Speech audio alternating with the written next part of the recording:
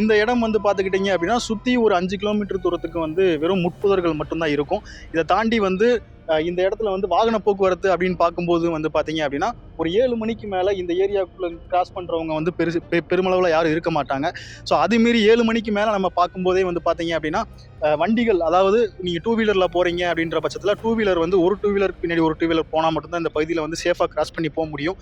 ஏன்னா அதிகப்படியான குற்ற சம்பவங்கள் நடக்கக்கூடிய இடமாவும் இந்த இடம் வந்து இருந்துட்டு இருக்கு. அப்படின்னா இந்த இடம் தான் வந்து அவங்க 2 பேர் கார்ல நின்று பேசிட்டு இருந்த இடமா பார்க்கப்படுது.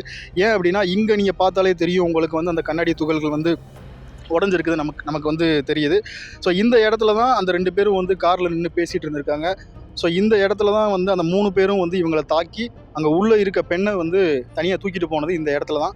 காரில் வந்த 2 பேருமே வந்து ரொம்ப டெப்த்தாக உள்ளே போகணும் அப்படின்றது யோசிக்கல. ஏன் அப்படின்னா இந்த இடத்துல பார்க்கும்போது தெரியும் நிறைய பேர் ரன்னிங் பண்ணிட்டு இருக்காங்க அப்படின்ற பட்சத்தில் இது வந்து ஒரு குடியிருப்பு ஏரியாவுக்கு மிக பக்கத்தில் தான் இருக்குது அப்படின்றதே நமக்கு தெரியுது.